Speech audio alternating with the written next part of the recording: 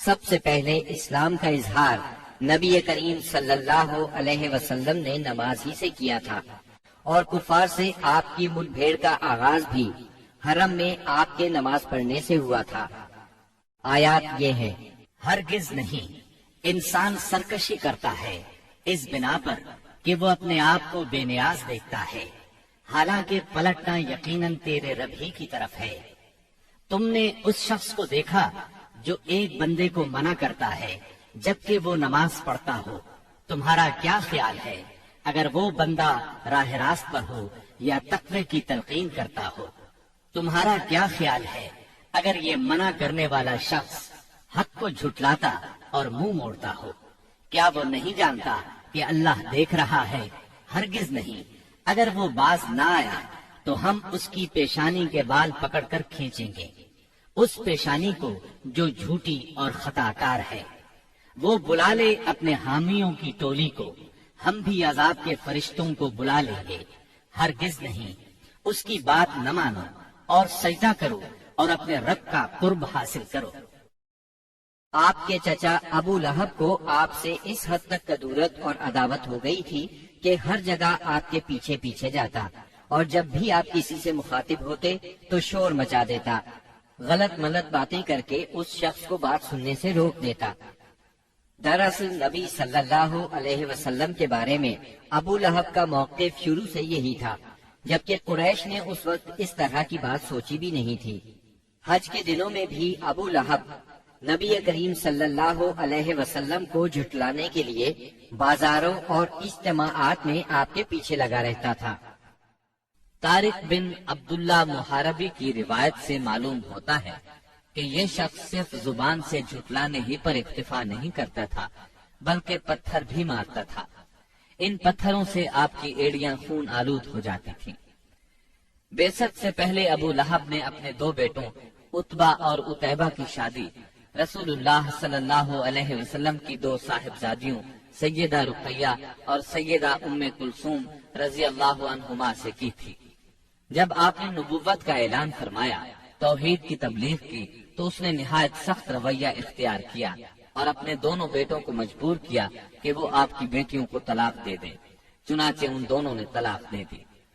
اسی طرح جب نبی صلی اللہ علیہ وسلم کے دوسرے صاحبزادے عبداللہ کا انتقال ہوا تو ابو لہب کو اس قدر خوشی ہوئی کہ وہ دوڑتا ہوا اپنے دوستوں کے پاس پہنچا اور انہیں یہ خبر سنائی کہ محمد معاذ اللہ ابتر یعنی نسل بریدہ ہو گئے ہیں۔ ابو لہب کی بیوی ام جمیل بھی رسول اللہ صلی اللہ علیہ وسلم کی دشمنی میں اس سے پیچھے نہیں تھی۔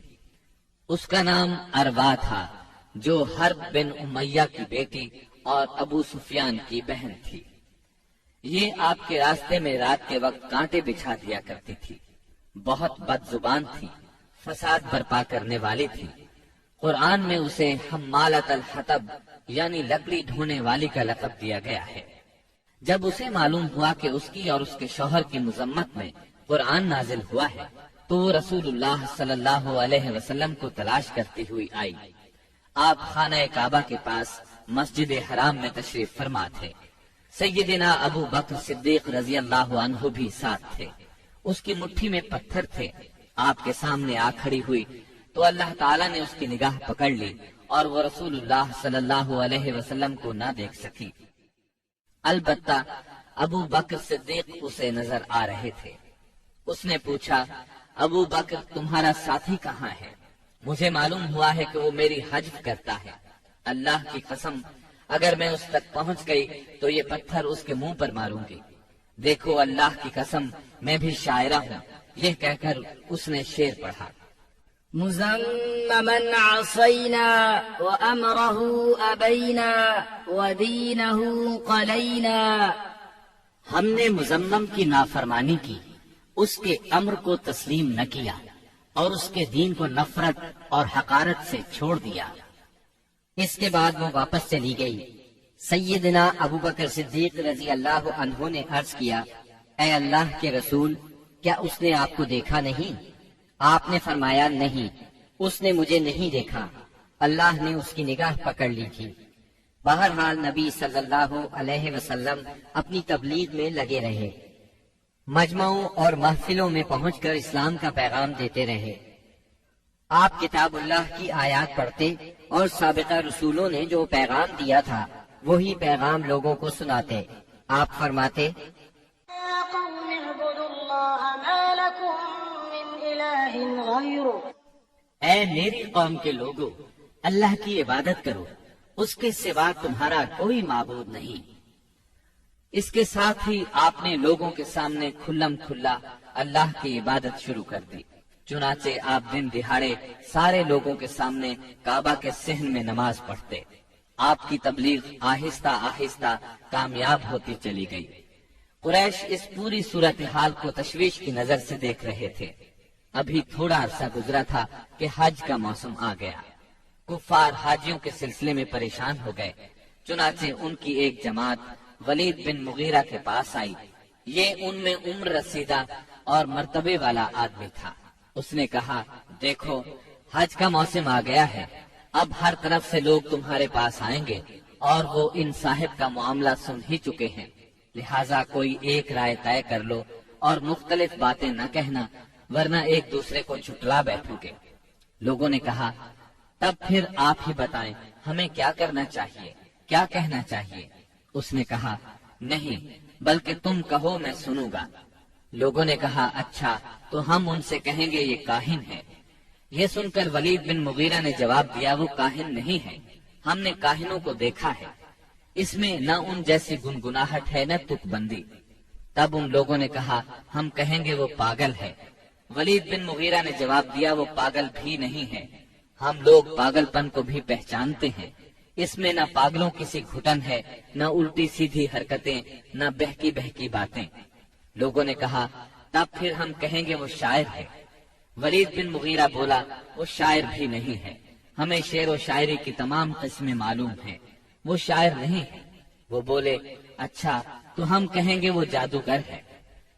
ولید بن مغیرہ نے کہا، وہ جادوگر بھی نہیں ہے، ہم نے جادو اور جادوگر سب دیکھے ہیں، اس میں ان جیسی جھاڑ پھونک ہے نہ گرہ بندی۔ انہوں نے کہا، تب پھر آخر ہم ان سے کیا کہیں، کیا بتائیں، یہ کون ہے، کیا ہے؟ اس نے جواب میں کہا، اللہ کی قسم، اس کی بات میں مٹھاس ہے، تازگی ہے، اس کی جڑ پائیدار اور شاخ پھلدار ہے، تم جو بھی کہو گے واضح ہو جائے گا کہ تم نے جھوٹ کہا ہے۔ ویسے زیادہ مناسب یہی ہے کہ تم کہہ دو وہ جادوگر ہے اور اس کی باتوں میں جادو ہے، وہ اس کے ذریعے سے باپ بیٹے میں، بھائی بھائی میں، میاں بیوی میں، آدمی اور اس کے خاندان میں لڑائی کروا دیتا ہے، پھوٹ ڈلوا دیتا ہے۔ چنانچہ یہ بات طے کر کے وہ لوگ وہاں سے اٹھے۔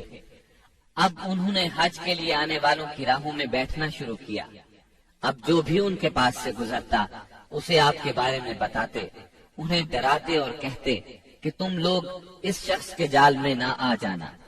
نتیجہ یہ ہوا کہ لوگوں نے آپ کو دیکھنے اور آپ کی باتیں سننے سے پہلے ہی بچ کر رہنے کی ٹھان لی۔ اس کے بعد جب حج کے دن آ گئے تب نبی اکرم صلی اللہ علیہ وسلم نے حاجیوں کے مجمعوں میں اور ان کے ڈیروں پر جانا شروع کر دیا، جا کر انہیں اسلام کی طرف بلانا شروع کیا۔ آپ فرماتے، لوگو لا الہ الا اللہ کہو، کامیاب ہو جاؤ گے۔ ادھر ابو لہب کا یہ حال تھا کہ وہ آپ کے پیچھے پیچھے لگا رہتا، آپ کو جھٹلاتا جاتا، تکلیف بھی پہنچاتا۔ اس طرح جب اس حج سے حاجی واپس لوٹے تو پورے عرب میں نبی صلی اللہ علیہ وسلم کا چرچا ہو گیا۔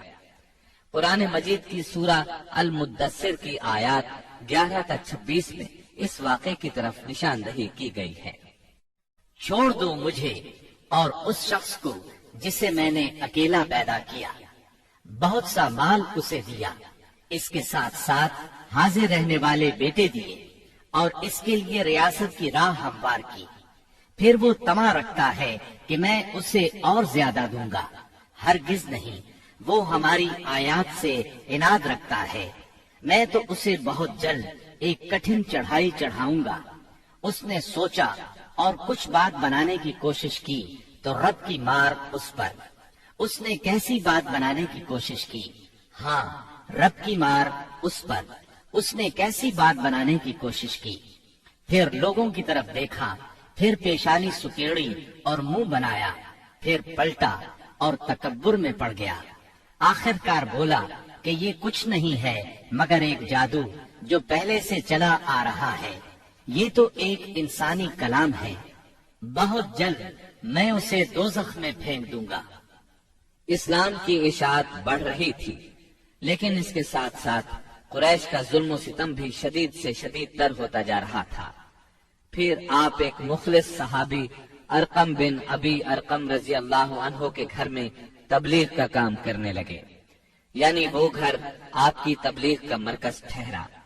مسلمانوں کو اسلامی تحریک کے سب سے پہلے مرکز دار ارقم کا علم تھا۔ چنانچہ کوئی اجنبی شخص مسلمان ہونے کے لیے آتا تو اہل اسلام اسے بھی دار ارقم پہنچا دیا کرتے تھے۔ قریش کی سختیاں اور حالات جب ناقابل برداشت ہو گئے تو آپ نے اپنے اصحاب سے فرمایا، حبشہ کا بادشاہ اسہمہ نجاشی ایک انصاف پسند حکمران ہے اور اس کے ملک میں کسی پر ظلم نہیں ہوتا، لہذا تم حبشہ کی طرف ہجرت کر جاؤ۔ اس ہدایت کے مطابق رجب 5 نبوت میں صحابہ کرام کے پہلے قافلے نے ہجرت کی۔ اس میں 12 مرد اور 4 عورتیں تھیں اور ان کے امیر سیدنا عثمان بن عفان رضی اللہ عنہ تھے۔ ان کے ساتھ ان کی زوجہ محترمہ سیدہ رقیہ رضی اللہ عنہا تھی۔ یہ نبی اکرم صلی اللہ علیہ وسلم کی صاحبزادی تھی اور یہ سیدنا ابراہیم علیہ السلام اور سیدنا لوط علیہ السلام کے بعد پہلا گھرانہ تھا جس نے اللہ کے راستے میں ہجرت کی تھی۔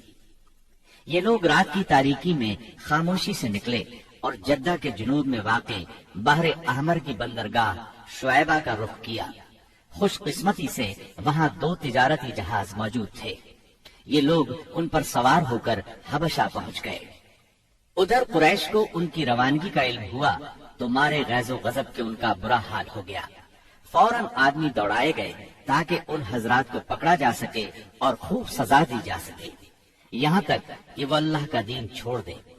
لیکن ان کے ساحل تک پہنچنے سے پہلے مسلمان سمندر میں دور جا چکے تھے، لہٰذا یہ لوگ ساحل سے نامراد واپس آ گئے۔ اس ہجرت کے کوئی 2 ماہ بعد رمضان 5 نبوت میں ایک روز رسول اللہ صلی اللہ علیہ وسلم مسجد حرام میں تشریف لائے۔ اس وقت وہاں قریش کے بہت سارے لوگ موجود تھے، ان میں ان کے سردار اور بڑے بڑے لوگ بھی تھے۔ آپ نے ان کے درمیان کھڑے ہو کر سورہ نجم کی تلاوت شروع کر دی۔ ایسا نفیس کلام انہوں نے پہلے کبھی نہیں سنا تھا۔ اب جو ان کے کانوں میں گونجا تو بے خود ہو گئے، دم بخود ہو کر سنتے رہ گئے، اس طرح خاموش اور ساکت ہو گئے کہ آپ کو روکنے کا ہوش بھی نہ رہ گیا۔ بلکہ سورت کے آخر میں جب ڈانٹ ڈپٹ والی آیات آئیں تو ان کے دل کانپ گئے، ہوش اڑ گئے، اور جو ہی آپ نے یہ حکم سنایا کہ فَاسْجُدُوا لِلَّهِ وَاعْبُدُوا، یعنی اللہ کے لیے سجدہ کرو اور اس کی عبادت کرو، تو سب کے سب سجدہ ریز ہو گئے۔ کسی کو اس حکم ربانی سے سرتابی کا یارہ نہ رہا۔ امام بخاری رحمت اللہ علیہ نے سیدنا عبداللہ بن مسعود رضی اللہ عنہ سے روایت کی ہے کہ نبی صلی اللہ علیہ وسلم نے سورہ نجم پڑھی، پھر سجدہ کیا تو قوم کا کوئی فرد نہ بچا جس نے سجدہ نہ کیا ہو۔ ایک آدمی نے ایک مٹھی کنکری یا مٹی کی لی اور اس کو اپنے چہرے کے اوپر تک لے گیا اور کہا، میرے لیے یہی کافی ہے۔ بعد میں میں نے دیکھا کہ وہ حالت کفر میں مارا گیا۔ یہ امیہ بن خلف تھا جو بدر کے دن مارا گیا۔ گویا اس وقت جتنے لوگ تھے ان میں سے بس ایک امیہ بن خلف ایسا تھا جس نے مکمل طور پر سجدہ نہیں کیا، البتہ ایک مٹھی میں کنکریاں لے کر اپنی پیشانی تک لے گیا۔ اس نے سجدہ کرنے والوں کا بس اس حد تک ساتھ دیا تھا۔ اس واقعے کی خبر حبشہ پہنچ گئی، یعنی تمام قریش کے سجدہ کرنے کی خبر۔ اس پر مسلمانوں نے سمجھا کہ وہ سب کے سب مسلمان ہو گئے ہیں۔ وہ سب خوشی خوشی ماہ شوال میں مکے کی طرف روانہ ہو گئے، لیکن جب مکے کے اس قدر قریب پہنچ گئے کہ 1 دن سے بھی کم وقت کی مسافت باقی رہ گئی، تب انہیں اصل بات کا پتہ چلا۔ اس پر کچھ لوگ تو وہیں سے واپس حبشہ چلے گئے اور کچھ چھپ چھپا کر یا کسی کی پناہ لے کر مکہ آ گئے۔ اس کے بعد مسلمانوں پر قریش کی سختیاں اور زیادہ بڑھ گئی، کیونکہ ایک طرف تو انہوں نے بے خودی میں مسلمانوں کے ساتھ سجدہ کر دیا تھا، اس کا انہیں بہت پچھتاوا تھا، دوسری طرف مسلمانوں کے ساتھ نجاشی بہت اچھا سلوک کر رہا تھا، اس کی انہیں جلن اور کڑھن تھی۔ اس لیے رسول اللہ صلی اللہ علیہ وسلم نے فرمایا، تم لوگ دوبارہ حبشہ ہجرت کر جاؤ۔ چنانچہ اس مرتبہ 82 یا 83 مرد اور 18 یا 19 عورتوں نے ہجرت کی، اور ظاہر ہے یہ ہجرت پہلی ہجرت کی نسبت زیادہ مشکل تھی، کیونکہ اب قریش چوکنے تھے، مسلمانوں کی نقل و حرکت پر ان کی نظر تھی۔ یہ اور بات ہے کہ مسلمان ان سے زیادہ چوکنے، باحکمت اور ٹھوس قدم اٹھانے والے ثابت ہوئے، اور ان کی تمام تر پکڑ پھکڑ کے باوجود حبشہ کی طرف نکلنے میں کامیاب ہو گئے۔ اس ہجرت سے قریش کے گھر گھر میں کوہرام مچ گیا، کیونکہ قریش کے بڑے چھوٹے خاندانوں میں سے کوئی ایسا نہیں تھا جس کے چشم و چراغ ان مہاجرین میں شامل نہ ہو۔ کسی کا بیٹا گیا تھا تو کسی کا داماد، کسی کی بیٹی گئی تھی تو کسی کا بھائی اور کسی کی بہن۔ ابو جہل کے بھائی سلمہ بن حشام، اس کے چچا زاد 2 بھائی، اس کی چچا زاد بہن ام سلمہ، ابو سفیان کی بیٹی ام حبیبہ، عتبہ کے بیٹے اور ہند جگر خور کے سگے بھائی ابو حذیفہ، سہیل بن عمرو کی بیٹی سہلہ، عثمان بن عفان، ان کی اہلیہ رقیہ بنت رسول اللہ صلی اللہ علیہ وسلم، زبیر بن عوام، مصعب بن عمیر، عبد الرحمن بن عوف، ابو سلمہ مخزومی، عثمان بن مظعون، جعفر بن ابی طالب اور ان کی زوجہ اسماء بنت امیس رضی اللہ عنہم وغیرہ۔ اس طرح قریب قریب تمام سرداران قریش اور مشہور دشمنان اسلام کے جگر گوشے دین کی خاطر گھر بار چھوڑ کر نکل کھڑے ہوئے تھے۔ اس لیے کوئی گھرانہ ایسا نہ تھا جو اس واقعے سے متاثر نہ ہوا ہو۔ قریش پر یہ بات بہت گراں گزری کہ مسلمان ان سے بچ کر ایک ایسی جگہ جا پہنچے ہیں جہاں ان کی جان اور مال کو کوئی خطرہ نہیں ہے۔ چنانچہ انہوں نے ان حضرات کی واپسی کا منصوبہ تیار کیا۔ عمرو بن عاص اور عبداللہ بن ربیعہ کو حبشہ بھیجا۔ یہ دونوں اس وقت مشرک تھے۔ انہوں نے حبشہ پہنچ کر منصوبے کے مطابق سب سے پہلے پادریوں سے ملاقاتیں کی اور انہیں تحفے تحائف دیے، پھر باسط انداز میں دلیل دے کر اپنی آمد کا مقصد بتایا۔ انہوں نے ان کا ساتھ دینے کا وعدہ کر لیا۔ اس کے بعد یہ دونوں نجاشی کے پاس آئے، اسے بھی تحائف پیش کیے، پھر اصل مقصد کی بات شروع کی۔ انہوں نے کہا، اے بادشاہ، آپ کے ملک میں ہمارے کچھ ناسمجھ لوگ بھاگ آئے ہیں، انہوں نے اپنی قوم کا دین چھوڑ دیا ہے اور آپ کے دین میں بھی داخل نہیں ہوئے، بلکہ ایک نیا دین ایجاد کیا ہے، اس کو ہم جانتے ہیں نہ آپ، اس لیے ہمیں آپ کی خدمت میں ان کی قوم کے بڑوں یعنی ان کے والدین، چچاؤں اور ان کے قبیلے کے لوگوں نے بھیجا ہے تاکہ آپ انہیں واپس بھیج دیں، کیونکہ وہ لوگ ان پر نگران ہیں اور ان کی خامی اور خرابی کو سب سے اچھی طرح سمجھتے ہیں۔ جب ان کی یہ بات پوری ہو گئی تو منصوبے کے مطابق پادریوں نے بھی ان کی تائید کی، ہاں میں ہاں ملائی۔ نجاشی نے ان کی باتیں غور سے سنی، لیکن سوچے سمجھے اور دیکھے بھالے بغیر فیصلہ نہیں کیا۔ اس نے سوچا دوسرے فریق کی بھی بات سنی جائے کہ وہ کیا کہتے ہیں، تبھی حق واضح ہو سکے گا۔ چنانچہ اس نے مسلمانوں کو بلا لیا اور ان سے پوچھا، یہ کیسا دین ہے جس کی وجہ سے تم لوگ اپنی قوم سے الگ ہو گئے ہو، لیکن نہ میرے دین میں داخل ہوتے ہو اور نہ ان ملتوں ہی میں سے کسی کے دین میں داخل ہوئے ہو؟ اس کے جواب میں سیدنا جعفر بن ابی طالب رضی اللہ عنہ نے فرمایا، اے بادشاہ، ہم جاہلیت والی قوم تھے، بتوں کو پوجتے تھے، مردار کھاتے تھے، برائیاں کرتے تھے، قرابت داروں سے ناتا توڑتے تھے، پڑوسیوں سے بدسلوکی کرتے تھے، ہم میں جو طاقتور ہوتا تھا وہ ہمارے کمزور کو کھا جاتا تھا۔ ہم اس حالت میں تھے کہ اللہ تعالیٰ نے ہم ہی میں سے ایک رسول بھیجا، ہم پہلے سے اس کے عالی نسب، سچائی، امانت اور پاک دامنی کو اچھی طرح جانتے تھے۔ اس نے ہمیں اللہ تعالیٰ کی طرف بلایا کہ ہم اسے ایک مانیں اور اسی کی عبادت کریں، اور اس کے سوا ہمارے باپ دادا جن بتوں اور پتھروں کو پوجتے رہے تھے انہیں چھوڑ دیں۔ اس نے ہمیں سچ بولنے، امانت ادا کرنے، قرابت جوڑنے، پڑوسی سے اچھا سلوک کرنے، حرام کاری اور خون ریزی سے باز رہنے کا حکم دیا، بے حیائی کے کاموں سے، جھوٹ بولنے سے، یتیم کا مال کھانے سے اور پاک دامن عورتوں پر جھوٹی تہمت لگانے سے منع کیا۔ اس نے ہمیں یہ بھی حکم دیا کہ ہم صرف ایک اللہ کی عبادت کریں، اس کے ساتھ کسی کو شریک نہ کریں۔ اس نے ہمیں نماز، زکوٰۃ اور روزے کا حکم دیا۔ اس موقع پر سیدنا جعفر رضی اللہ عنہ نے اسلام کے اور بہت سے احکام گنوائے، پھر کہا، ہم نے اس پیغمبر کو سچا مانا، اس پر ایمان لائے، اس کی پیروی کی اور اس کے لائے ہوئے دین میں اس کی اطاعت کی۔ چنانچہ ہم نے ایک اللہ کی عبادت کی، اس کے ساتھ کسی کو شریک نہیں کیا، اور جو چیزیں اس نے حرام بتائیں انہیں حرام مانا، جو چیزیں اس نے حلال بتائیں ان کو حلال مانا۔ بس اس پر ہماری قوم ہم سے بگڑ گئی، اس نے ہم پر ظلم و ستم کا بازار گرم کر دیا، ہمیں ہمارے دین سے پھیرنے کے لیے فتنوں اور سزاؤں سے دوچار کیا، تاکہ ہم اللہ کی عبادت چھوڑ کر پھر سے بت پرستی کی طرف پلٹ جائیں، اور جن گندی چیزوں کو حلال سمجھتے تھے انہیں پھر حلال سمجھنے لگے۔ جب انہوں نے ہم پر بہت ظلم و تشدد کیا، زمین ہم پر تنگ کر دی، ہمارے اور ہمارے دین کے درمیان رکاوٹ بن گئے، تو ہم نے آپ کے ملک کی راہ لی اور آپ کو دوسروں پر ترجیح دی اور آپ کی پناہ میں رہنے کو پسند کیا، اور آپ سے اے بادشاہ یہ امید کی کہ آپ کے ہاں ہم پر ظلم نہیں کیا جائے گا۔ سیدنا جعفر رضی اللہ عنہ کی یہ تقریر سن کر نجاشی نے کہا، کچھ قرآن پڑھ کر سناؤ۔ اس پر سیدنا جعفر رضی اللہ عنہ نے سورہ مریم کی ابتدائی آیات تلاوت کی۔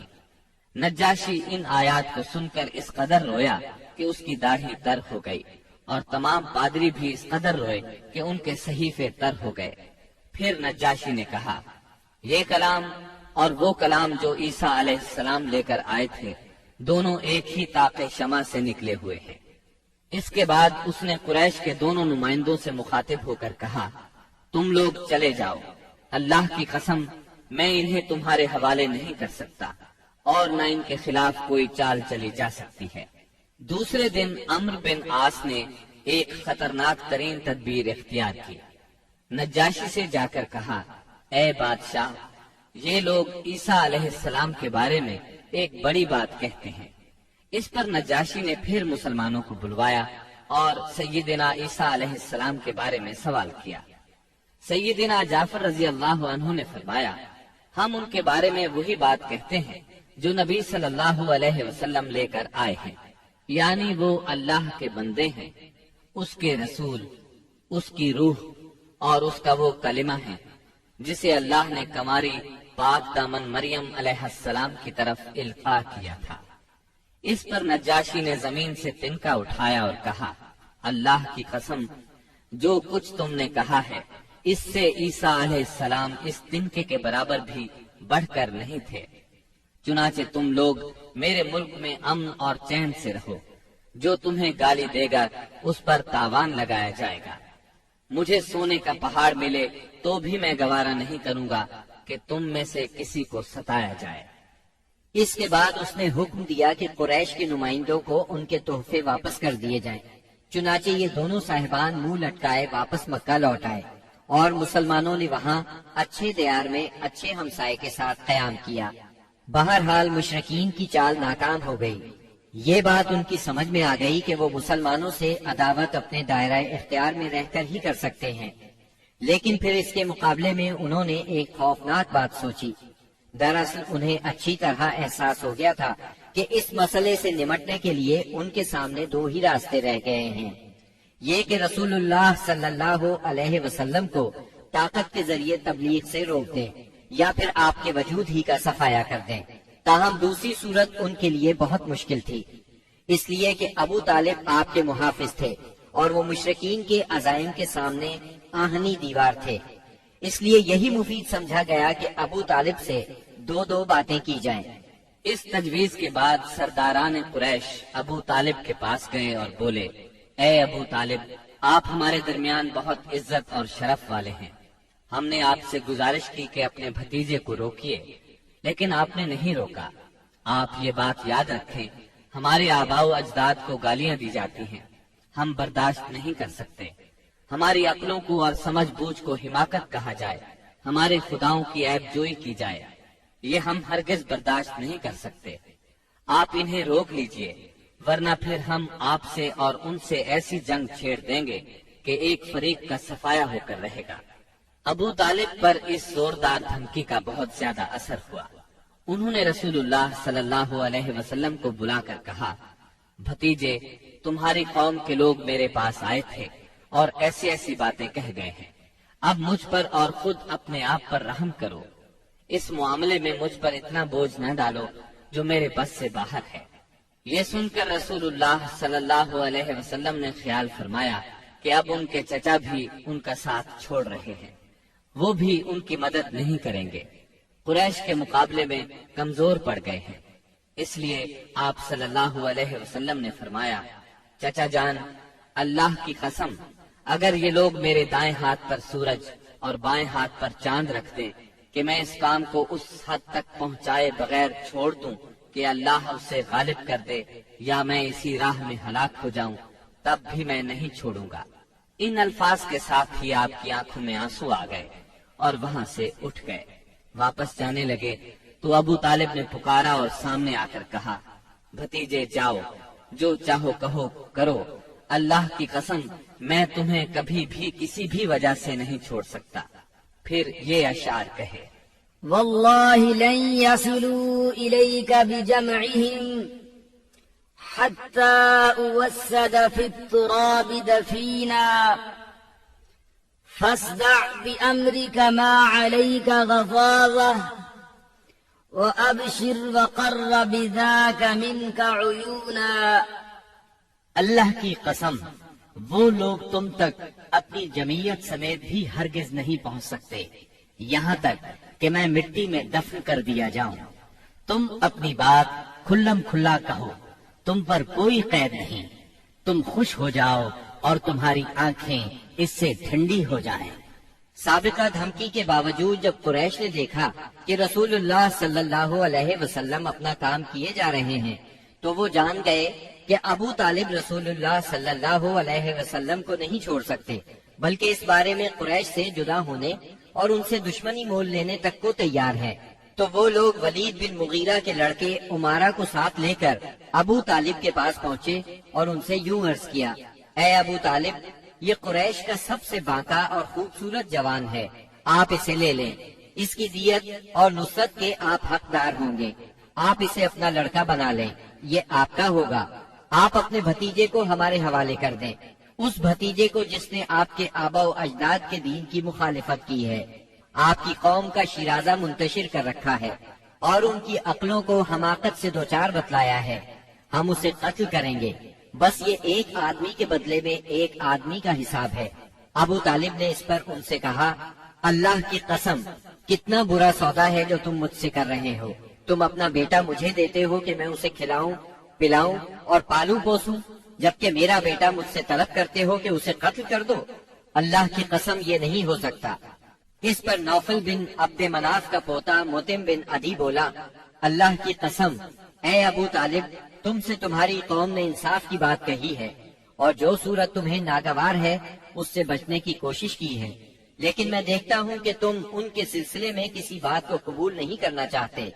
اس کی بات کے جواب میں ابو طالب نے کہا، اللہ کی قسم، تم لوگوں نے میرے ساتھ انصاف کی بات نہیں کی، بلکہ تم بھی میرا ساتھ چھوڑ کر میرے مخالف لوگوں کی مدد پر تلے بیٹھے ہو۔ اگر یہی بات ہے تو ٹھیک ہے، جو چاہو کرو۔ اس گفتگو کی ناکامی کے بعد قریش کا ظلم و ستم حد سے بڑھ گیا۔ تکالیف دینے کا سلسلہ پہلے سے کئی گنا زیادہ اور سخت تر ہو گیا۔ انہی دنوں قریش کے سرکشوں کے دماغوں میں نبی صلی اللہ علیہ وسلم کے خاتمے کی ایک تجویز ابھری، لیکن یہ تجویز بھی ان کے خلاف گئی۔ اس تجویز کی بنا پر مکے کے دو نامور اور سرفروش یعنی سیدنا حمزہ اور سیدنا عمر بن خطاب رضی اللہ عنہما اسلام لائے اور ان کے ذریعے سے اسلام کو خوب طاقت ملی۔ ظلم و ستم کے طویل ترین سلسلے کے صرف ایک دو نمونے آپ کو سنائے جاتے ہیں۔ ایک روز ابو لہب کا بیٹا عتیبہ رسول اللہ صلی اللہ علیہ وسلم کے پاس آیا اور بولا، میں والنجم اذا ہوا اور ثم دنا فتدلی کا انکار کرتا ہوں۔ یعنی اس نے قرآن کی ان آیات کے بارے میں کہا کہ میں ان کا انکار کرتا ہوں۔ پھر آپ پر حملہ آور ہوا، آپ کا کرتا پھاڑ ڈالا، آپ کے چہرہ مبارک پر تھوکنے کی کوشش کی، لیکن اس کا تھوک آپ کے چہرہ مبارک تک نہ آ سکا۔ اس موقع پر نبی کریم صلی اللہ علیہ وسلم نے اس کے حق میں یوں بد دعا فرمائی: اے اللہ، اپنے کتوں میں سے کوئی کتا اس پر مسلط کر دے۔ رسول اللہ صلی اللہ علیہ وسلم کی یہ بد دعا قبول ہوئی، اور وہ اس طرح کہ ایک مرتبہ عتیبہ قریش کے کچھ لوگوں کے ساتھ سفر پر گیا۔ قافلے نے ملک شام کے مقام زرقاء میں پڑاؤ ڈالا تو رات کے وقت ایک شیر قافلے کے نزدیک آیا۔ اس نے پورے قافلے کے گرد چکر لگایا۔ عتیبہ نے اس شیر کو دیکھا تو بولا: ہائے میری تباہی، اللہ کی قسم یہ مجھے کھا جائے گا۔ محمد نے مجھے بد دعا دی تھی، دیکھو میں شام میں ہوں، اس نے مکے میں رہتے ہوئے مجھے مار ڈالا۔ اس وقت تو شیر چلا گیا۔ لوگوں نے عتیبہ کو دلاسا دیا کہ فکر کرنے کی کوئی بات نہیں۔ پھر اس کی حفاظت کی خاطر اس کے چاروں طرف جانور کھڑے کر دیے تاکہ اگر رات کے وقت شیر آ جائے تو عتیبہ کی بجائے کسی جانور کو کھا لے، عتیبہ کی طرف رخ نہ کرے۔ اس کے باوجود عتیبہ کی گویا جان نکلی جا رہی تھی۔ پھر رات ہو گئی، سب لوگ سو گئے، لیکن عتیبہ سے نیند کوسوں دور تھی، اور آخر کار شیر آ گیا۔ اس نے جانوروں کو کچھ نہ کہا، ایک چھلانگ لگا کر ان کے اوپر سے ہوتا ہوا عتیبہ پر جا پڑا اور اس کا سر چبا ڈالا۔ تکالیف پہنچانے والوں میں ایک شخص عقبہ بن ابی معیط تھا۔ اس نے ایک روز حالت سجدہ میں نبی صلی اللہ علیہ وسلم کی گردن اس زور سے دبائی کہ معلوم ہوتا تھا آپ کی آنکھیں باہر نکل آئیں گی۔ سیدنا امیر حمزہ رضی اللہ عنہ رشتے میں آپ کے چچا تھے، مگر عمر میں آپ سے 2-3 سال ہی بڑے تھے۔ آپ دونوں نے چونکہ سویبہ کا دودھ پیا تھا، اس لیے رضائی بھائی بھی تھے۔ سیدنا حمزہ رضی اللہ عنہ کو شکار کھیلنے اور سپاہ گری کا بہت شوق تھا۔ منہ اندھیرے تیر کمان لے کر شکار کے لیے نکل جاتے اور پورا دن اسی شوق میں گزار دیتے۔ شام کو واپس آتے تو پہلے حرم میں جاتے، طواف کرتے۔ قریش کے رئیس حرم میں اکثر اپنی الگ الگ مجلس جما کر بیٹھتے تھے۔ سیدنا حمزہ کی ان سب سے اچھی دوستی تھی، اس لیے سب لوگ ان کی بہت قدر کرتے تھے۔ ایک روز نبی اکرم صلی اللہ علیہ وسلم کوہ صفا پر بیٹھے تھے، اتنے میں ابو جہل آیا اور آپ کو دیکھتے ہی آگ بگولا ہو گیا۔ آپ کو گالیاں دینے لگا، آپ خاموش رہے۔ اس خاموشی سے اس کا پارا اور چڑھ گیا۔ اس نے ایک پتھر اٹھایا اور آپ کے سر پر دے مارا۔ آپ کا سر زخمی ہو گیا، خون بہنے لگا۔ شام کو سیدنا حمزہ رضی اللہ عنہ شکار سے لوٹے تو عبداللہ بن جدعان کی لونڈی نے بتایا کہ آج آپ کے بھتیجے محمد کو ابو جہل نے سخت تکلیف پہنچائی ہے، آپ زخمی ہو گئے ہیں۔ سیدنا حمزہ رضی اللہ عنہ نے یہ سنا تو غصے سے بھڑک اٹھے، آخر آپ ان کے قریبی عزیز تھے۔ سیدھے ابو جہل کے پاس گئے اور بولے: تو میرے بھتیجے کو گالی دیتا ہے، حالانکہ میں اسی کے دین پر ہوں۔ اس کے بعد کمان سے اس زور سے مار ماری کہ ابو جہل اس کمان سے زخمی ہو گیا۔ اب سیدنا حمزہ رضی اللہ عنہ آپ صلی اللہ علیہ وسلم کے پاس پہنچے اور بولے: بھتیجے، تمہیں یہ سن کر خوشی ہوگی کہ میں نے ابو جہل سے تمہارا بدلہ لے لیا ہے۔ اس پر نبی اکرم صلی اللہ علیہ وسلم نے فرمایا: چچا، میں ایسی باتوں سے خوش نہیں ہوا کرتا۔ اگر آپ میری خوشی چاہتے ہیں تو اس کا آسان اور سیدھا سادہ طریقہ یہ ہے کہ آپ مسلمان ہو جائیں۔ سیدنا امیر حمزہ رضی اللہ عنہ کے دل پر اس جملے کا اتنا اثر ہوا کہ انہوں نے اسی وقت کلمہ پڑھا اور اسلام قبول کر لیا۔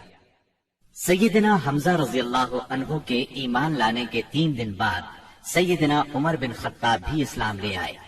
وہ قریش مکہ کے بہت بڑے ستون اور مددگار تھے۔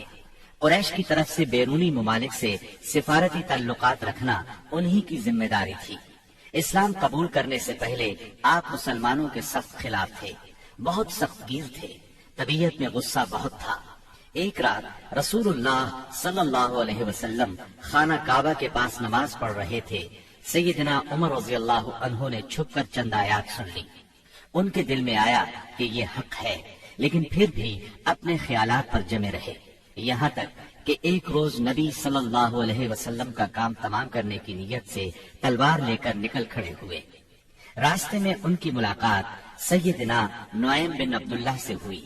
یہ نئے نئے مسلمان ہوئے تھے، اس لیے ابھی ان کے اسلام لانے کی خبر سیدنا عمر رضی اللہ عنہ کو نہیں ہوئی تھی۔ ان کے ہاتھ میں ننگی تلوار اور چہرے پر شدید غصے کے آثار دیکھ کر انہوں نے پوچھا، خیر تو ہے عمر، دوپہر کے وقت ننگی تلوار لیے کدھر کا ارادہ ہے؟ سیدنا عمر رضی اللہ عنہ نے جواب دیا، محمد کو قتل کرنے کے لیے جا رہا ہوں۔ یہ سن کر نعیم بولے، محمد کو قتل کرنے سے پہلے اپنے گھر کی خبر لو۔ تمہاری بہن فاطمہ اور تمہارے بہنوئی سعید تمہارا دین چھوڑ کر اسلام قبول کر چکے ہیں۔ سیدنا عمر یہ سن کر آگ بگولا ہو گئے، سیدھے بہن کے گھر پہنچے۔ اس وقت گھر میں قرآن کے ایک معلم سیدنا خباب بن ارت رضی اللہ عنہ انہیں قرآن پڑھا رہے تھے۔ دروازے پر دستک کی آواز سن کر ان کی بہن فاطمہ بنت خطاب نے قرآن کے اوراق چھپا دیے۔ خباب بن ارت بھی ایک طرف چھپ گئے۔ اب بہنوئی نے دروازہ کھولا۔ دروازہ کھلتے ہی سیدنا عمر رضی اللہ عنہ نے پوچھا، تم کیا پڑھ رہے تھے، مجھے دکھاؤ۔ ساتھ ہی سعید بن زید کو مارنے لگے۔ بہن نے اپنے خاوند کو چھڑانے کی کوشش کی تو ان پر بھی ٹوٹ پڑے، وہ بھی زخمی ہو گئیں۔ ان کے منہ سے خون بہنے لگا۔ جوش میں آ کر بولی، جو جی میں آئے کر لو عمر، ہم مسلمان ہو چکے ہیں۔ سیدنا عمر رضی اللہ عنہ نے بہن کو زخمی دیکھا تو شرمندہ ہوئے اور نرم آواز میں بولے، مجھے سناؤ تم کیا پڑھ رہے تھے، میں جاننا چاہتا ہوں تمہارا دین کیا ہے۔ فاطمہ بنت خطاب رضی اللہ عنہا نے جوش کے عالم میں چند جملے کہے، پھر فرمایا، جاؤ پہلے غسل کرو، پھر دکھائیں گے ہم کیا پڑھ رہے تھے۔ غسل کے بعد انہیں قرآنی اوراق دکھائے گئے۔ انہیں نرم پڑھتے دیکھ کر سیدنا خباب بن ارت بھی کونے سے نکل کر سامنے آ گئے۔ قرآن کے اوراق پر سورہ طٰہٰ کی چند آیات تھیں۔ سیدنا عمر رضی اللہ عنہ نے ان کو پڑھا تو کایا پلٹ گئی اور بولے، یہ تو بہت عمدہ چیز ہے، بتاؤ مسلمان کس طرح ہوتے ہیں۔ سیدنا خباب بن ارت نے کہا، اے عمر، جمعرات کی رات رسول اللہ صلی اللہ علیہ وسلم نے اللہ تعالیٰ سے دعا کی تھی کہ اے اللہ، ابو جہل یا عمر بن خطاب سے اسلام کو تقویت دے۔ تمہیں خوشخبری ہو کہ یہ سعادت تمہارے حصے میں آ رہی ہے۔ رسول اللہ صلی اللہ علیہ وسلم دار ارقم میں ہیں۔ سیدنا عمر رضی اللہ عنہ ان کے ساتھ دار ارقم پہنچے، دروازے پر دستک دی۔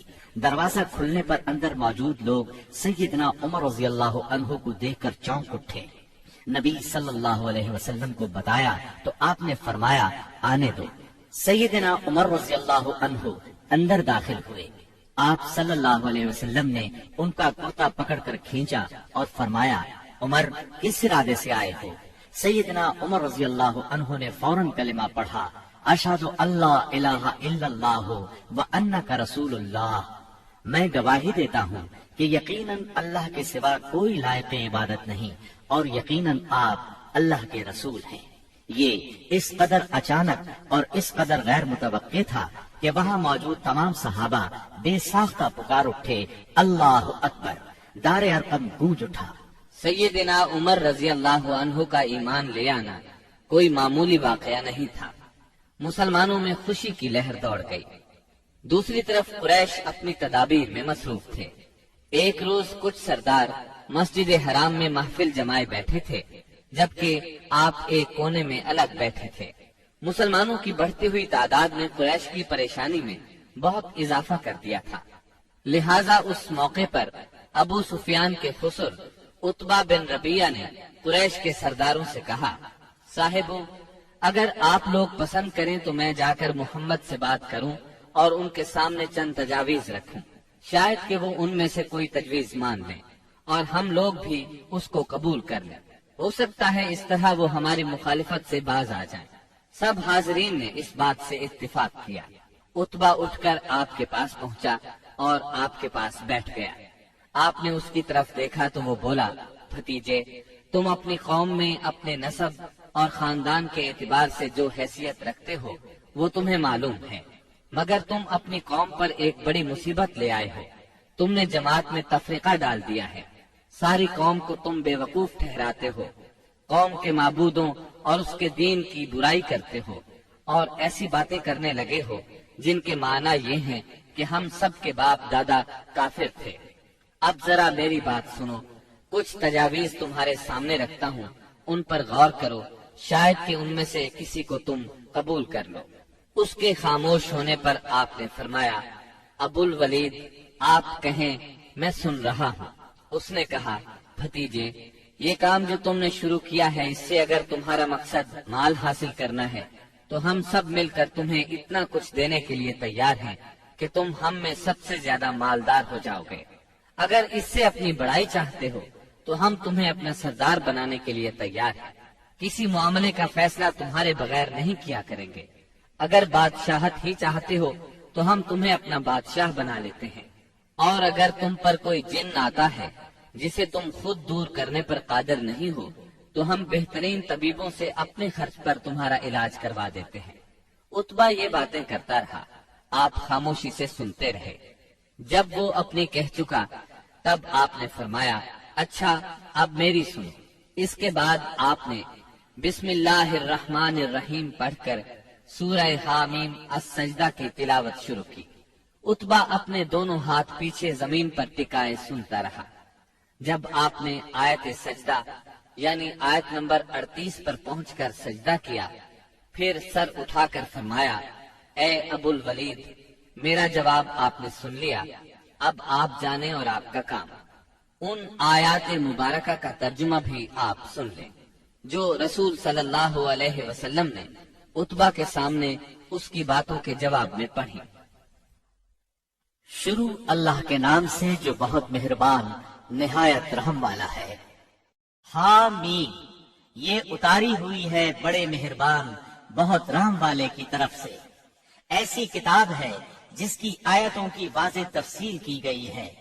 اس حال میں یہ قرآن عربی زبان میں ہے، اس قوم کے لیے جو جانتی ہے۔ خوشخبری سنانے والا اور ڈرانے والا ہے۔ پھر بھی ان میں سے اکثر نے منہ پھیر لیا اور وہ سنتے ہی نہیں۔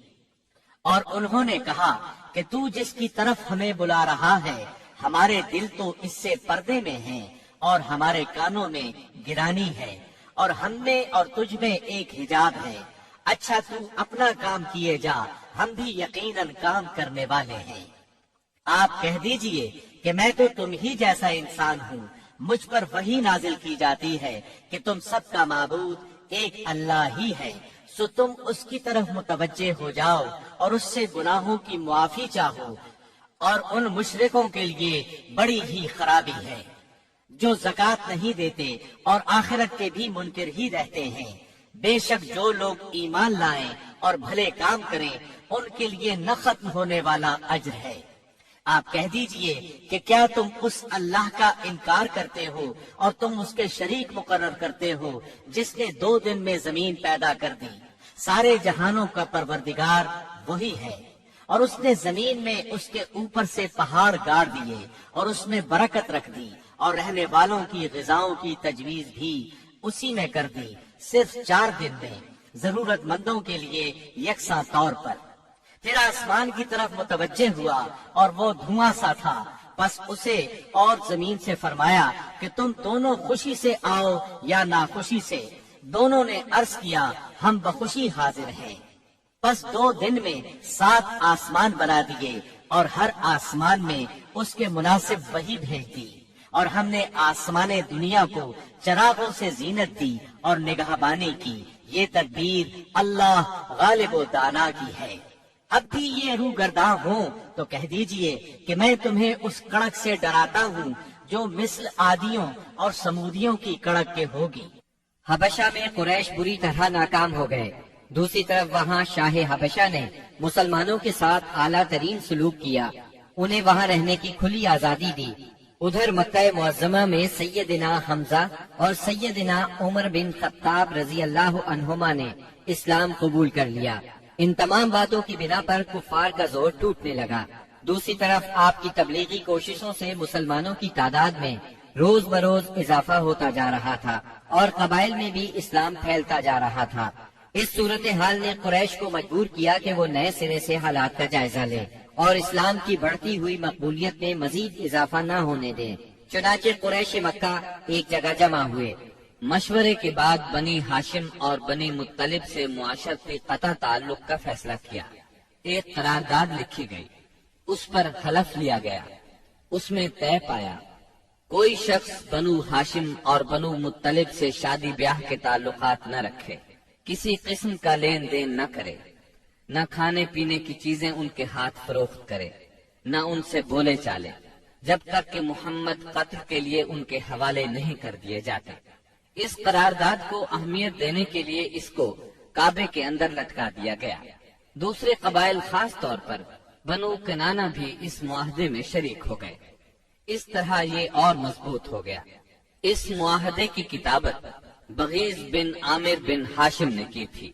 रसूलुल्लाह सल्लल्लाहु अलैहि वसल्लम ने उस पर बद्दुआ की और उसका हाथ या हाथ की बाज उंगलियां शल हो गईं। कुरैश मक्का के इस मुआशरती बायकॉट से मजबूर होकर अबू तालिब ने अपने खानदान के साथ शेब अबी तालिब में पनाह ली। शेब अबी तालिब मक्का मुअज्जमा में एक महल्ले का नाम था। बनी हाशिम उसमें रहा करते थे। शेब अरबी जुबान में घाटी को कहते हैं। ये महल्ला कोहे अबू कुबैस की घाटियों में से एक घाटी में वाक़ था और अबू तालिब बनी हाशिम के सरदार थे, इसलिए शेब अबी तालिब कहा जाता था। बनी हाशिम और बनी मुत्तलिब के हर शख्स ने साथ दिया। मुसलमानों ने उनकी वजह से और कुफार के खानदानी और निस्बती ताल्लुक की बिना पर महसूर होना कबूल किया। बनु हाशिम में से सिर्फ अबू लहब ने कुरैश मक्का का साथ दिया और वो शहर ही में मुकीम रहा। बनु हाशिम और बनु मुत्तलिब के 3 साल इस घाटी में गुजरे।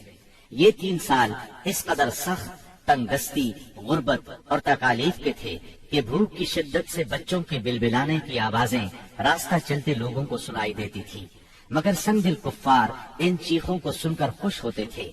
मुसलमानों ने इन 3 बरसों में दरख्तों के पत्ते और चमड़े खाकर पेट की आग बुझाई।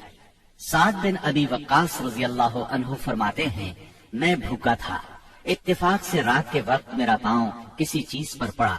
मैंने उस चीज को उठाया और निकल गया। मुझे अब तक मालूम नहीं कि वो क्या चीज थी। इसी तरह ऊंट की खाल का सूखा हुआ चमड़ा उन्हें कहीं रास्ते में पड़ा मिल गया। उन्होंने पानी से धोकर उसको जलाया और सुफूफ बनाकर पानी के साथ खाकर 3 रातें बसर की। ये माशरती बायकाट इतना शदीद था कि कुरैश ने खाने पीने की अशिया का ले जाना भी बंद कर दिया था। जब कोई तिजारती काफिला मक्के आता तो अबू लहब उठता और ऐलान करता, कोई ताजिर आम निर्खों पर असाब मोहम्मद को फरोख्त न करे, बल्कि इतनी कीमत बढ़ाए कि वो चीज उन लोगों की कुव्वत खरीद से बाहर हो जाए। कुरैश में से बाज लोगों के दिल इन हजरात की ये हालत देखकर कुड़ते थे, क्योंकि वो उनके अजीज थे। चुनाचे ऐसे लोग खुफिया तौर पर खाने पीने की चीजें भेज देते थे। एक दिन सैयदना हकीम बिन हिजाम रज़ी अल्लाह अन्हु अपनी फूफी सैयदा खदीजा रज़ी अल्लाह अन्हा के लिए कुछ चीजें लेके जा रहे थे कि अबू जहल ने रास्ता रोक लिया और कहा, अगर तुमने शेब अबी तालिब में गल्ला पहुंचाने की कोशिश की तो मैं सब लोगों में तुम्हें रुस्वा कर दूंगा। इत्तेफाक से उस वक्त अबुल बुख्तरी सामने से आ गया। वाक़ये की तफसील सुनकर अबू जहल से कहने लगा, अगर एक शख्स अपनी फूफी के लिए कुछ गल्ला भेजता है तो तुम क्यों रुकावट बनते हो? चुनाचे अबुल बुख्तरी की मुदाखलत की वजह से उससे अपने फूफी के पास गल्ला भिजवाने दिया। गरज ऐसी ही तकालीफ और मसाइब की वजह से मक्के के बाज नेक दिल लोगों को ये सफ़ाकाना मुआहदा खत्म करने का ख्याल आया। आखिर हिशाम बिन अम्र की कोशिशों से जुहैर बिन अबी उमैया, सैयदा खदीजा रज़ी अल्लाह अन्हा के रिश्तेदार मुतिम बिन अदी, जमआ बिन असवद और अबुल बुख्तरी बिन हाशिम और मुख्तलिफ कबाइल के बाज अफराद ने रात को खुफिया मजलिस में इस मुआहदे की मनसूखी का तरीका कार मुरतब किया। फिर सुबह को काबतुल्लाह के पास अपने अपने हल्के में जमा हुए। तवाफ के बाद पहले जुहैर ने ऐलान किया, जब तक इंसानियत के खिलाफ इस मुआहदे को खत्म नहीं किया जाएगा मैं चैन से नहीं बैठूंगा। इस पर अबू जहल ने मुखालिफत की, लेकिन 4 और नेक दिल इंसानों ने अपने अपने कबीले की तरफ से यके बाद दीगरे इस बायकाट को खत्म करने का ऐलान किया। अबू जहल मजलिस का ये रंग देखकर दंग रह गया और कहने लगा, ये मुआमला तो पहले ही से तयशुदा लगता है। تکالیف پہنچانے کی پالیسی کے بعد جب قریش نبی کریم صلی اللہ علیہ وسلم کو نفسیاتی حربوں سے شکست نہ دے سکے تو انہوں نے اب ان پر معاشرتی دباؤ ڈالنے کا پروگرام بنایا۔ اس کے لیے ان کے سرپرست اور نگران ابو طالب پر دباؤ ڈالنا ضروری تھا۔ چنانچہ سرداران قریش نے بار بار ان کے پاس جا کر شکایت کی۔ ایک بار تو قریباً 25 سردار ابو طالب کے پاس پہنچے۔ ان میں ابو جہل، ابو سفیان، امیہ بن خلف، عتبہ، اسود بن عبد المطلب اور شیبہ شامل تھے۔ انہوں نے پہلے تو آپ کے خلاف اپنی شکایات بیان کی، پھر کہا ہم آپ کے سامنے ایک انصاف کی بات پیش کرتے ہیں۔ آپ کا بھتیجا ہمیں ہمارے دین پر چھوڑ دے اور ہم اسے اس کے دین پر چھوڑ دیتے ہیں۔ وہ جس معبود کی عبادت کرنا چاہے کرے، ہمیں اس سے کوئی غرض نہیں، مگر وہ ہمارے معبودوں کی برائی نہ بیان کرے اور یہ کوشش نہ کرتا پھرے کہ ہم اپنے معبودوں کو چھوڑ دیں۔ آپ ہم سے اس شرط پر اس کی صلح کرا دیں۔ ان کے خیال میں مصالحت کا اس سے اچھا طریقہ کیا ہو سکتا تھا۔ ابو طالب نے نبی اکرم صلی اللہ علیہ وسلم کو بلایا اور ساری بات بیان کی۔ آپ نے جواب میں فرمایا، چچا جان، میں تو ان کے سامنے ایک ایسا کلمہ پیش کرتا ہوں جسے اگر یہ جان لیں تو پورا عرب ان کے تابع اور عجم ان کا جزیہ گزار ہو جائے گا۔ اس پر ان لوگوں نے کہا، تم ایک کلمہ کہتے ہو، ہم ایسے 10 کلمے کہنے کو تیار ہیں، مگر یہ تو بتاؤ وہ کلمہ کیا ہے؟ آپ نے جواب میں فرمایا، لا الہ الا اللہ۔ اس پر وہ سب غصے اور تکبر سے اٹھ کھڑے ہوئے۔ اس وقت وہ جو باتیں کہتے ہوئے وہاں سے نکلے ان کا ذکر قرآن کریم کی سورہ صاد کی آیات 1 تا 7 میں آیا ہے۔ صاد، اس نصیحت والے قرآن کی قسم، بلکہ کفار غرور و مخالفت میں پڑے ہوئے ہیں۔ ہم نے ان سے پہلے بھی بہت سی امتوں کو تباہ کر ڈالا تو انہوں نے ہر چند چیخ پکار کی، لیکن وہ وقت چھٹکارے کا نہ تھا، اور کافروں کو اس بات پر تعجب ہوا کہ انہی میں سے ایک انہیں ڈرانے والا آ گیا اور کہنے لگے کہ یہ تو جادوگر اور جھوٹا ہے۔ کیا اس نے اتنے سارے معبودوں کا ایک ہی معبود کر دیا؟ واقعی یہ بہت ہی عجیب بات ہے۔ ان کے سردار یہ کہتے ہوئے چلے کہ چلو جی اور اپنے معبودوں پر جمے رہو، یقیناً اس بات میں کوئی غرض ہے۔ ہم نے تو یہ بات پچھلے دین میں بھی نہیں سنی، کچھ نہیں، یہ تو صرف من گھڑت ہے۔ نبی اکرم صلی اللہ علیہ وسلم اور آپ کے صحابہ کرام رضی اللہ عنہم کو اس مصیبت سے نجات تو مل گئی، لیکن قریش کے 3 سالہ بائیکاٹ نے بہت سے حضرات کی صحت برباد کر دی تھی۔ آپ شہر میں تشریف لائے ہی تھے کہ آپ کے چچا ابو طالب بیمار پڑ گئے اور چند روز بعد ہی وفات پا گئے۔ صحیح بخاری میں مسیب رحمت اللہ علیہ سے مروی ہے کہ جب ابو طالب کی وفات کا وقت آیا تو نبی کریم صلی اللہ علیہ وسلم ان کے پاس تشریف لے گئے۔ اتفاق سے اس وقت ابو جہل اور عبداللہ بن ابی امیہ بھی ابو طالب کی عیادت کے لیے موجود تھے۔ رسول اللہ صلی اللہ علیہ وسلم نے فرمایا، چچا جان، آپ لا الہ الا اللہ کہہ دیجئے، بس ایک کلمہ جس کے ذریعے میں اللہ تعالیٰ کے پاس آپ کے لیے حجت پیش کر سکوں گا۔ اسی وقت ابو جہل اور عبداللہ بن ابی امیہ نے دخل اندازی کی، بولے، ابو طالب، کیا تم اپنے باپ عبد المطلب کے دین سے پھر جاؤ گے؟ یہ سن کر ابو طالب ذرا دیر کے لیے رکے، پھر بولے، میں عبد المطلب کے دین پر مرتا ہوں۔ اس کے بعد ابو طالب نے آپ کی طرف دیکھا اور کہا، میں کلمہ شہادت کہہ دیتا، لیکن قریش کہیں گے کہ ابو طالب موت سے ڈر گیا۔ یہ سن کر آپ نے فرمایا، میں آپ کے لیے مغفرت کی دعا کرتا رہوں گا جب تک اللہ مجھے ایسا کرنے سے منع نہ کر دے۔ اس پر سورہ توبہ کی آیت 113 نازل ہوئی۔ نبی اور اہل ایمان کے لیے درست نہیں کہ مشرکین کے لیے دعائے مغفرت کریں، اگرچہ وہ قرابت دار ہی کیوں نہ ہو، جبکہ ان پر واضح ہو چکا ہے کہ وہ جہنمی ہیں۔ جناب ابو طالب کی وفات کے چند روز بعد سیدہ خدیجہ رضی اللہ عنہا نے انتقال فرمایا۔ آپ اپنے شفیق چچا کی وفات کے صدمے سے ابھی سنبھلے بھی نہیں تھے کہ سیدہ خدیجہ رضی اللہ عنہا جیسی جانثار اور غم گسار رفیقہ حیات دنیا سے رخصت ہو گئیں۔ ان کی وفات نبوت کے 10ویں سال ماہ رمضان میں ہوئی۔ اس وقت ان کی عمر 65 برس تھی۔ رسول اللہ صلی اللہ علیہ وسلم کا ارشاد ہے، جس وقت لوگوں نے میرے ساتھ کفر کیا وہ مجھ پر ایمان لائیں، جس وقت لوگوں نے مجھے جھٹلایا انہوں نے میری تصدیق کی، جس وقت لوگوں نے مجھے محروم کیا انہوں نے مجھے اپنے مال میں شریک کیا، اور اللہ نے مجھے ان سے اولاد دی اور دوسری بیویوں سے کوئی اولاد نہ دی۔ ان کی میت خود آپ نے قبر میں اتاری۔ اس سال کا نام خود آپ نے عام الحزن رکھا۔ یہ نام تاریخ اسلام کا جز بن گیا۔ جناب ابو طالب اور سیدہ خدیجہ الکبریٰ کی وفات کے بعد کفار مکہ اور بھی زیادہ دلیر ہو گئے، پہلے سے زیادہ آپ کو تنگ کرنے لگے، یہاں تک کہ آپ کا گھر سے نکلنا بھی مشکل ہو گیا۔ ابو طالب کی وفات پر ابو لہب بنو ہاشم کا سردار بنا۔ شروع ہی میں اس نے اعلان کر دیا کہ آپ اپنے اقوال اور اعمال کے ذمہ دار ہیں۔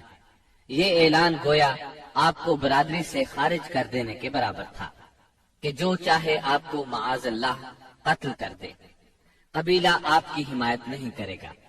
آخر کار آپ شوال 10 نبوت اواخر مئی یا اوائل جون 619 عیسوی کو اس ارادے سے طائف تشریف لے گئے کہ بنی ثقیف کو اسلام کی طرف بلائیں، اور اگر وہ اسلام قبول نہ کریں تو انہیں کم از کم اس بات پر آمادہ کریں کہ وہ آپ کو اپنے ہاں چین سے بیٹھ کر کام کرنے کا موقع دیں۔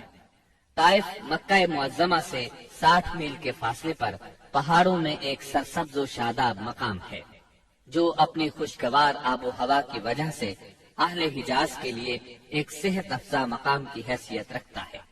جس وقت آپ نے طائف کا سفر اختیار کیا وہاں قبیلہ بنو ثقیف برسر اقتدار تھا۔ آپ کو اس وقت کوئی سواری تک میسر نہیں تھی۔ مکہ معظمہ سے طائف تک کا سفر آپ نے پیدل طے کیا۔ آپ کے ساتھ صرف زید بن حارثہ رضی اللہ عنہ تھے۔ راستے میں جس قبیلے سے گزر ہوتا اسے اسلام کی دعوت دیتے، لیکن کسی نے بھی دعوت قبول نہ کی۔ وہاں پہنچ کر آپ نے 10 دن قیام فرمایا۔ اس قیام کے دوران ثقیف کے 3 سرداروں کے پاس گئے جو آپس میں بھائی تھے، جن کے نام یہ ہیں: عبد یالیل، مسعود اور حبیب۔ ان کے والد کا نام عمرو بن عمیر ثقفی تھا۔ آپ نے انہیں اللہ کی اطاعت اور اسلام کی مدد کی دعوت دی۔ انہوں نے انکار کر دیا اور خوف محسوس کیا کہ کہیں ان کا نوجوان طبقہ آپ کی تبلیغ سے متاثر نہ ہو جائے۔ مجبوراً آپ کو طائف چھوڑنا پڑا۔ جب آپ وہاں سے نکلے تو ثقیف کے سرداروں نے اپنے ہاں کے لفنگوں کو آپ کے پیچھے لگا دیا۔ وہ راستے کے دونوں طرف دور تک آپ پر آوازیں کستے چلے گئے۔ انہوں نے گالیاں بھی دی اور پتھر بھی مارے۔ اس قدر پتھر مارے کہ آپ زخموں سے چور ہو گئے اور اس قدر خون نکلا۔ اس حالت میں آپ عتبہ اور شیبہ ابنائے ربیعہ کے ایک باغ میں بیٹھ گئے۔ یہ باغ طائف سے 3 میل کے فاصلے پر واقع تھا۔ باغ میں ایک دیوار سے ٹیک لگا کر انگور کی بیل کے سائے میں بیٹھ گئے۔ جو کچھ پیش آیا اس پر سوچ بچار کر رہے تھے۔ چنانچہ آپ نے ایک رقت انگیز دعا فرمائی جو دعائے مستضعفین کے نام سے مشہور ہے، جس کا مفہوم یہ ہے: الہی میں تجھ سے اپنی کمزوری و بے بسی اور لوگوں کے نزدیک اپنی بے قدری کا شکوہ کرتا ہوں۔ یا ارحم الراحمین، تو کمزوروں کا رب ہے، تو میرا بھی رب ہے۔ تو مجھے کس کے حوالے کر رہا ہے؟ کیا کسی بیگانے کے جو میرے ساتھ تندی سے پیش آئے، یا کسی دشمن کے جسے تو نے میرے معاملے کا مالک بنا دیا ہے؟ اگر مجھ پر تیرا غضب نہیں ہے تو کوئی پرواہ نہیں، لیکن تیری عافیت میرے لیے زیادہ کشادہ ہے۔ میں تیرے چہرے کے اس نور کی پناہ چاہتا ہوں جس سے تاریکیاں روشن ہو گئیں اور جس سے دنیا اور آخرت کے معاملات درست ہوئے، کہ تو مجھ پر اپنا غضب نازل کرے یا تیرا عتاب مجھ پر وارد ہو۔ مجھے تیری رضا مطلوب ہے، یہاں تک کہ تو خوش ہو جائے، اور تیرے بغیر کوئی زور اور طاقت نہیں۔ واپسی پر آپ بہت دل شکستہ تھے، غمگین تھے۔ جب آپ قرن المنازل کے قریب پہنچے تو محسوس ہوا آسمان پر ایک بادل سا چھایا ہوا ہے۔ نظر اٹھائی تو جبرائیل علیہ السلام سامنے تھے۔ انہوں نے کہا آپ کی قوم نے جو جواب آپ کو دیا اللہ نے اس کو سن لیا ہے، اب یہ پہاڑوں کا منتظم فرشتہ اللہ نے بھیجا ہے، جو آپ حکم دینا چاہیں دے سکتے ہیں۔ پھر پہاڑوں کے فرشتے نے آپ کو سلام کر کے عرض کیا آپ فرمائیں تو دونوں طرف کے پہاڑ ان لوگوں پر الٹ دوں۔ آپ نے فرمایا نہیں، بلکہ مجھے امید ہے کہ اللہ تعالیٰ ان کی نسل سے ایسے لوگ پیدا کرے گا جو صرف ایک اللہ کی عبادت کریں گے اور اس کے ساتھ کسی کو شریک نہیں ٹھہرائیں گے۔ آپ طائف سے نکل کر چند روز نخلا کے مقام پر ٹھہرے، پریشان تھے کہ اب کیسے مکہ جاؤں۔ طائف میں جو کچھ گزری اس کی خبریں وہاں تک پہنچ چکی ہوں گی۔ اب تو کفار پہلے سے بھی زیادہ دلیر ہو جائیں گے۔